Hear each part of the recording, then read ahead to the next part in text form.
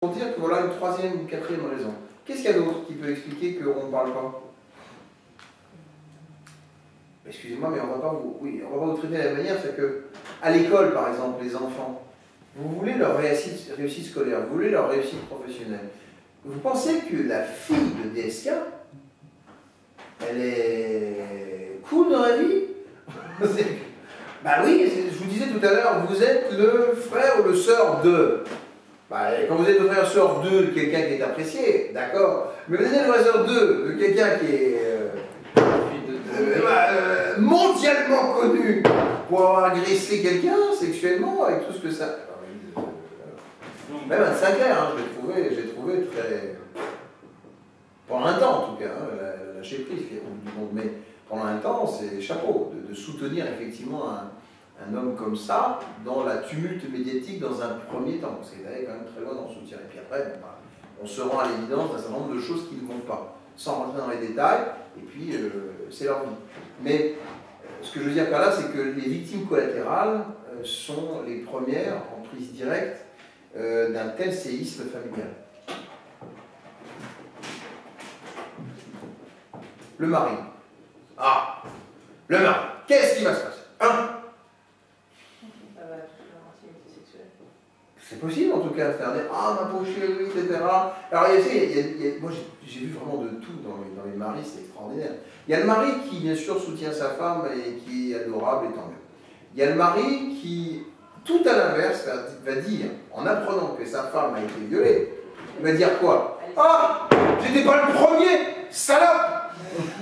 Non mais carrément, carrément. Il y a bien sûr le mari qui va dire aussi, mais pourquoi tu ne me l'as pas dit? Il faudrait pu me le dire quand même, c'est une trahison, perte de confiance totale. Oui, mais enfin bon, je peux comprendre quand même que c'est pas facile à dire, que c'est le genre de choses qui peuvent avoir des conséquences, blablabla. Non, principe de base, t'aurais dû me le dire, et je t'en veux, et je bats. Maintenant, oui, alors effectivement, le mari, il dit, oh là, putain, t'as été violée. Donc là, c'est même l'image de sa femme qui change. Là où il la voyait effectivement forte, désirable, tout, il dit, oh là. Maintenant, c'est devenu victime d'eux. Alors, imagine peut-être des trucs, des positions, des machins. Mon Dieu le Père. Là, oui, et donc ça coupe ses envies. On peut tout imaginer. Bah oui, mais c'est ça aussi l'enjeu. Qu'est-ce qu'il peut y avoir aussi alors qui fait qu'une maman pourrait avoir des gros soucis si le procureur poursuit? L'argent. Pourquoi? Oui, mais il y a l'avocat. Elle est une entreprise, donc elle va devoir payer son avocat. Elle n'a pas des juridictionnels. Hein. Ah oui. Donc ça veut dire que le temps consacré à cette procédure avec avocat, ben c'est du temps qui est aussi de l'argent perdu, qui ne sera pas utilisé en tout cas dans l'usage d'une famille normale, à des fins de défense pendant X temps. Et on sait que ça durera au moins de 3 ans. C'est quoi ça? Un quelconque intérêt pour elle en tout cas. Et sa famille, parce que si on fait ça par répercussion, peut-être que ses enfants ont besoin de faire encore des grandes écoles, peut-être qu'il y a un besoin parce qu'il y a bientôt le décès de sa maman, il va falloir prendre en charge tout ce qui est funéraire. Plein de trucs de la vie courante comme ça qui font qu'à un moment donné on a besoin de réserve et qu'on aurait bien utilisé peut-être cet argent en autre chose. Bon. C'est quoi aussi le problème? Imaginez-vous. C'est difficile d'imaginer que vous avez été violé. Mais, voilà, on va arriver à...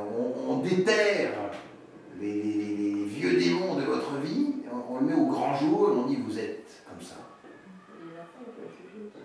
Oui, on peut avoir dans les enfants des réactions très différentes. Vous savez, même dans un divorce par exemple, les enfants ont souvent des réactions, pas forcément en tout cas unies. Souvent, par exemple, la fille, vis-à-vis de son père, elle est un peu plus conciliante. Hein, il y a des choses plus psychologiques qui se jouent. La mère peut être plus cassante.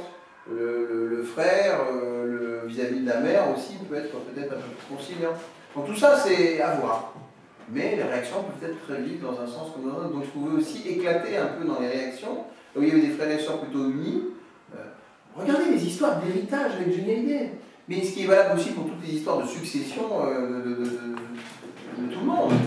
C'est-à-dire que cela réveille des animosités ou des hostilités entre personnes dans une famille qui étaient restées en sommeil pendant des années et qui déteignent nécessairement sur les relations entre chacun et chacune, à commencer par les enfants. Parce que les enfants...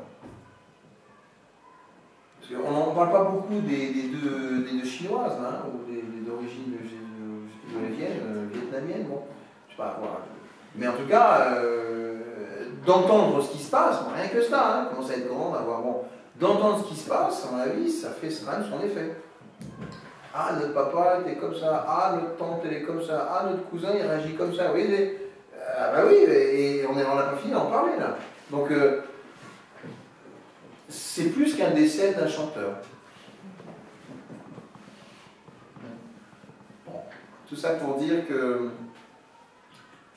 eh bien, dernier exemple en date, hein, pour finir avec ça, on va vous laisser aller manger peut-être, quoique, voilà. Je parle souvent de cette histoire, mais j'aime la redire et je la redirai encore 1000 fois parce que c'est la stricte vérité. J'ai connu, toujours en UMJ, 2 sœurs qui avaient été victimes de leur père de différentes manières, pas que sexuellement. Elles étaient violentées verbalement, psychologiquement, physiquement. C'était un père des gens du voyage qui fonctionnait dans les caravanes, les nomades. Et vraiment, on avait affaire à un sociopathe violent. De la trempe, en tout cas, d'un tueur en série. Il avait déjà d'ailleurs tué un de ses fils avec un crochet qu'il avait en bois qu'il avait façonné lui-même. Il courait après, il voulait le planter, comme il disait. Et bon, voilà, donc il a assisté ses 2 sœurs, ses 3 sœurs même. Et on sait après l'enquête qu'il a quasiment assisté tout ce qu'il est passé entre ses mains dans les gens du voyage, qui étaient petits, entre 5 et 15 ans. Et sa mère ne savait pas. Enfin, sa femme ne savait pas. Vraiment. Alors, je l'ai eu en face de moi, elle découvrait complètement ce qu'il avait fait. Elle savait bien sûr qu'il était violent, mais pas qu'il était violeur. Voilà. Et donc, le jour où elle a appris que ses filles avaient été violées, que l'une d'entre elles, la plus grande, la plus compensée, la plus majeure aussi, s'était confiée à sa maman, parce que l'autre était complètement terrifiée, mutique même. Eh bien, c'est elle qui a porté plainte. Elle a quitté son mari, elle a porté plainte, voilà, c'était un truc vraiment qu'il ne fallait pas faire. Et bon, mais, voilà ce qui se passe. Nous sommes dans la communauté des gens du voyage, et d'abord, il y a des choses qu'on fait et des choses qu'on ne fait pas, chez eux, en général. Et donc, quelque part, déjà, on lave son linge sale en famille. C'est une histoire de clan. Et là, elle avait enfreint la règle. 2, une femme, des gens du voyage, peut avoir sur une certaine trempe, mais quelque part, elle est un peu comme dans certaines traditions familiales musulmanes notamment, soumise à son mari. Elle ne peut pas contester l'autorité de son mari à ce point-là. Et 3, porter plainte, ça avait impliqué quand même chez monsieur sa garde à vue. Ça s'est fini quand même par sa détention provisoire, Dieu soit loué, dans un premier temps. Mais vous comprenez qu'une femme mette en prison le chef de famille dans la camp des gens du voyage, ça fait vraiment désordre. Et pour clore le chapitre, monsieur avait clairement dit, et il l'aurait fait sans aucun doute, si tu me dénonces, si, a fortiori je vais en prison, je sors, je te tue, et je tue tes enfants avec. C'était clair, c'était annoncé, c'était sûr à 100%. Je tombe alors en tant qu'expert judiciaire, à l'époque, devant un juge d'instruction fraîchement sorti de l'École nationale de magistrature, et avec tout le respect que j'ai pour l'École nationale de magistrature, vous savez peut-être déjà que j'ai des réticences importantes sur le programme. C'est-à-dire que pour, de mon point de vue, former un magistrat digne de ce nom, comme un policier ou un gendarme d'ailleurs, ou un avocat qui aura traité de l'humain, pour faire simple, durant tout son temps de travail, mais pas que ça bien sûr, mais aussi de l'humain, du droit et de l'humain, eh bien, il devrait avoir un minimum, même programme assez consistant en psychologie, un programme consistant en négociation, un programme consistant en technologie, etc. Or, il n'est que procédural. Il est beaucoup trop, en tout cas, procédural. Et même s'il faut de la sécurité juridique, évidemment, pour pas qu'un avocat vienne rechercher un vice de forme ou de fond qui planterait la procédure, on comprend tous, ça ne s'arrête pas à cela. Une procédure, c'est quand même quelque chose de très humain. Les présidents et présidentes de cour d'assises savent bien ça, évidemment. Et je tombe sur ce juge d'instruction qui, alors, voilà comment ça commence. Il va refuser de faire une enquête préliminaire. C'est-à-dire qu'il y a quand même 3 témoignages. La mère qui va raconter qu'un jour, elle était en petite tenue de soirée avec un truc qu'elle avait acheté il n'y a pas longtemps, elle était dans sa caravane, elle attendait son mari, et puis il arrive alcoolisé et il va la battre dans ses enfants jusqu'à donc la faire saigner, la rendre inconsciente, c'est un vrai passage à tabac. Tout ça parce qu'il croit qu'elle est une pute en quelque sorte et qu'elle a mis cette tenue de soirée pour quelqu'un d'autre. Alors que c'était pour lui et pour lui faire plaisir tout simplement. Mais non, et il y avait les 2 enfants, les 2 petites qui avaient entre 7 et 9 ans à l'époque, qui ont tout vu de cette scène. La scène consistant au passage au tabac, avec toutes les insultes et les coups qui pleuvent, mais également après le viol de cette maman inconsciente. Bon, il y a un moment aussi, je me souviens, il a dit, les petites filles se souviennent qu'il avait pris un citron, et il avait donc mis du citron dans les plaies, pour que ça pique et que ça lui fasse encore plus mal. On avait le témoignage donc, de la poursuite du frère, du fils, pardon, qui avait failli être tué. Tout le monde savait que c'était quelqu'un de très violent, c'était pas un témoignage qui manquait. Il y avait d'autres personnes qui savaient aujourd'hui qu'ils avaient été incestés, qui disaient oui, j'ai été incesté. On avait les 2 qui racontaient comment ça se passait d'un simple regard. Ils disaient voilà, toi tu viens, on va dans la caravane et puis on fait ce qu'on a à faire, en grand silence, quelque chose de basique, d'automatique, de robotique, etc. Et donc, de nouveau, comme la dame chef d'entreprise, on a plusieurs centaines de viols. C'est justement, dans une logique de procureur, une gravité sociale et juridique des faits gravissime. Non, pas d'enquête criminelle. Oula, qu'est-ce que c'est? Parce qu'en plus, je rajoute moi, mon expertise, en disant, voilà, elles ont dit ça, c'est grave au plan traumatique, et on peut en déduire qu'on a affaire à un vrai sociopathe violent de type tueur en série. Je ne sais pas si je l'ai dit comme ça, mais enfin, je l'ai pensé fortement. Et donc, il me dit non, pas d'enquête criminelle. Je dis, mais attendez, je débarque dans son bureau et je lui dis, c'est quoi votre souci? C'est quoi votre... Expliquez-moi votre logique que je comprenne bien. On a quand même des vraies victimes, on a quand même un vrai violent, et on a donc un procureur qui est censé donc... je me suis peut-être mal pris en disant comme ça, mais qui est censé effectivement faire son travail. Et là, il m'a répondu, oui, mais il n'y a pas de preuve. Ah, bah oui, il n'y a pas de preuve matérielle, c'est vrai. Au sens où il n'y a pas de sperme, il n'y a pas d'ADN, il n'y a pas... Même l'arme, la l'arme dont on parle, c'est-à-dire, il est où cette arme, voilà. Donc tout ça, c'est la parole de l'un contre la parole de l'autre. Ce à quoi je lui réponds tout de suite, non, c'est les paroles des uns contre la parole de l'autre. Déjà très différent. Oui, c'est vrai, mais matériellement, ça colle pas. Et donc, il sortait quelque part de cette logique ENM, et personnel sans doute très strict sur la rectitude du droit, en disant, on ne peut pas arrêter n'importe qui, n'importe comment, ça c'est vrai. Mais quand même, là, c'était poussé à son ultime retranchement dans un tel cas de figure. Bon. Et je lui rajoute, je me souviens rajouter en sortant de son bureau un peu énervé, il est vrai, vous savez qu'il est capable de tuer ces femmes-là. Hein. Actuellement, elles ont eu le courage de dénoncer, mais personne n'aimerait avoir la mort de ces femmes sur la conscience à cause de voilà. Et il me dit non, je suis désolé, je ne... Bon, alors, je fais autrement, j'essaye de passer par un OPJ qui connaissait bien. Donc ils avaient apparemment grandi ensemble, bon. Et j'ai appris ça, genre café du commerce, un repas, et boum, voilà, on sait que ça, donc j'en profite, et je lui dis, essayez de convaincre votre ami, franchement, que là, bon, je sais bien qu'il est fraîchement magistrat, je sais bien que, bon, peut-être qu'il a sa logique propre, je respecte, mais enfin, oui, je vous présente l'affaire, qu'est-ce que vous en pensez? Ah oui, c'est pas tant, il y a un truc à faire, bon, donc je vais voir avec. Et puis là, de fil en aiguille, il arrive malgré tout à convaincre ce juge d'instruction. Ça, ce sont les dessous du couilles, vous voyez, les dessous de la justice. Ah, la belle justice. Parce que très bien, il n'y aurait pas eu cette OPJ, on en serait resté là. Il y a un OPJ qui essaie de le convaincre, on avance. Et c'est ça la vraie justice.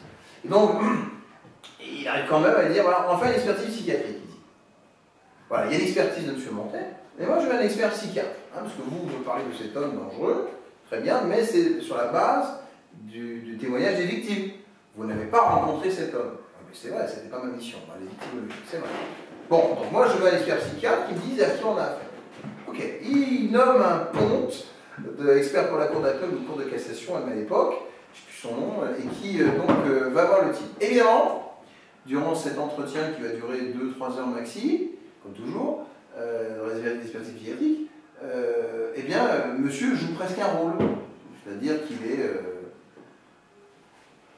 pas normal, il parle bien, il essaie de structurer son langage, il essaie de raisonner dans la logique, tout ça, il est posé, et donc le psychiatre va rendre son expertise en disant bon, il est un peu névrosé, il a des problèmes de. Voilà, mais franchement, non, je peux pas conclure sur une quelconque dangerosité criminologique ou psychiatrique. Et donc, le juge d'instruction revient presque, parce que je lui rappelle au téléphone, avec un petit sourire narquois que j'entends au téléphone, en disant voilà, j'ai eu l'expertise psychiatrique, bon voilà, oui. J'avais raison. Il n'est pas dangereux, ce type. Bon, la prochaine fois, quelque part, sous-entendu, calmez-vous, quoi. Et donc là, j'ai débarqué, je me souviens dans ce film. J'ai débarqué et j'ai dit ce que j'avais à dire. Là, vous savez, ce qui se joue, en fait, dans ces histoires-là, c'est la carrière.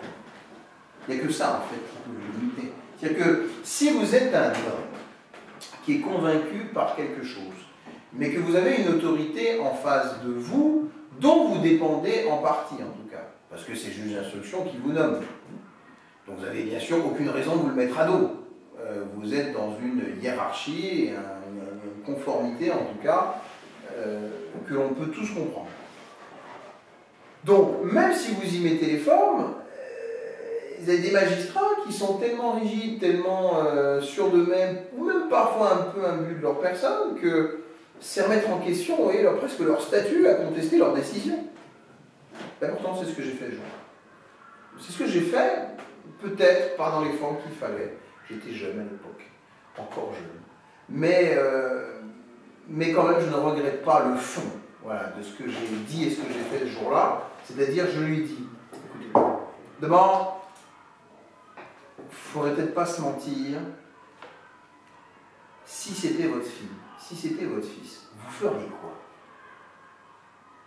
Ben, c'est pas bon. Mais si c'était le vôtre, vous ne considérez pas que chaque personne qui tombe dans votre main, dans le cadre de la procédure pénale, ont autant de valeur que vos enfants? Si vous le feriez pour vos enfants, pourquoi vous ne le feriez pas pour les autres? Il n'était pas du tout dans ce registre-là, en fait. C'est un type qui raisonnait un peu comme un matheux, vous voyez, un peu comme un... Voilà, un mécanique, un scientifique, il ne raisonnait pas du tout là-dedans. Bon. Deuxièmement, je lui dis, force est de constater que pour qu'on ait une expertise psychiatrique, il a été mis en détention, certes, et ensuite il a été interrogé. On a quand même réussi à faire ça. Mais, puisqu'il n'y a pas de preuve, puisque le juge d'instruction n'y croit pas vraiment, puisque l'expertise psychiatrique a montré qu'il n'était pas dangereux, il va ressortir.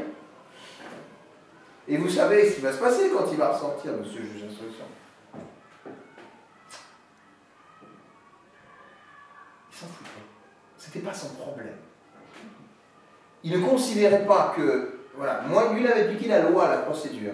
Il ne regardait pas, finalement, les conséquences réelles que cela pouvait avoir. Et d'ailleurs, il n'était pas dans cette logique-là même, il était de dire, mais moi, peut-être qu'il va passer à l'acte, mais je ne peux pas dire si ce type-là va passer à l'acte. Et ce n'est pas mon rôle d'empêcher une procédure pénale pour savoir s'il va peut-être ou pas passer à l'acte. Effectivement, on ne peut rien assurer de la prédiction raisonnable du passage à l'acte de quelqu'un, c'est très vrai, on n'est pas dans une boule de cristal. Mais, quand même, on fait, il me semble, même dans la justice, de la protection de témoins. Lorsqu'on a des mafieux, des crimes organisés, on en vient quand même aussi à dépêcher des policiers, des gendarmes pour sécuriser un témoin à charge dans une grande affaire criminelle. Pourquoi, dans cette même logique de protection, on ne pourrait pas le faire, ou y penser en tout cas d'une manière ou d'une autre, pour des femmes qui risquent la mort et qui ont vécu tout ce qu'elles ont vécu, ont eu le courage de dire ce qu'elles avaient, qu'elles sont devenues les pestiférées, les exclus définitifs de ce clan. On peut même plus rentrer dans le clan, elles sont complètement... Et en plus, s'ils ressortent, ce type, s'ils ressortent, ils vont être victimes de ce type-là. Waouh! Et la justice et la police, je vous garantis que ça, c'est pas demain la veille que d'autres, en apprenant ça, feront confiance en vous, monsieur le juge d'instruction. Vous voyez, des gens apprenant ça, ils vont avoir confiance en la police, ils vont venir porter plainte, ils vont venir... Non, ils vont fuir, c'est tout ce qu'ils vont faire. Bon. Ah, mais il n'a pas aimé ce discours-là, il n'a pas aimé. Et j'ai fini en disant, voilà, je sais, en vous disant ça, j'ai l'impression que vous ne me nommerez plus. Mais j'assume. Je préfère ne plus être nommé plutôt que d'être nommé et ça ne me sert à rien. Et je suis sorti. À la suite de quoi, le type est ressorti. Du moins, plus exactement, je voyais bien que dans les 15 jours de la procédure, l'avocat avait fait la demande, bon, libération conditionnelle, il n'y avait rien qui pouvait vraiment l'empêcher, il est vrai, d'un strict point de vue juridique, donc il y avait 15 jours de battement. Alors j'ai pris mon téléphone et j'ai appelé, j'ai appliqué donc le ressenti de la victime, je ne me suis pas basé sur la gravité sociale des faits, je me suis basé sur le ressenti de la victime, ce qui me semblait le plus important en l'occurrence. Et donc j'ai appelé la maman et je lui ai dit, voilà, je suis malheureux de vous dire que votre mari va sortir. Le pire, c'est qu'elle était en plus mariée, elle n'était pas encore divorcée, donc elle était la femme légitime d'un mari violent. Et là, donc, je ne peux rien faire, je sais combien vous avez souffert, je sais combien ça a été difficile de dire tout ça, je sais combien vous vivez l'horreur actuellement, et l'angoisse maintenant que... Voilà. Et donc, elle aurait pu me dire, hein, elle aurait été en droit, je me suis monté, vous m'avez trahi, je me suis monté, à quoi ça sert? Vous nous avez promis presque quelque part que c'était valable de faire tout ça et qu'on s'est fait violence même pour dire des choses dont on savait qu'elles pouvaient mal se terminer pour nous. Et voilà, finalement on arrive. Je sais bien que c'est pas moi. Je sais que c'est pas moi. Mais je me sens responsable, évidemment. Je me sens impliqué, donc je dois vous dire. Mais la chose que je veux vous dire aujourd'hui, c'est fuir. Vous prenez toutes vos valises, vous ne laissez aucune trace derrière vous, même pas un téléphone. Vous allez dans un endroit où personne ne pourra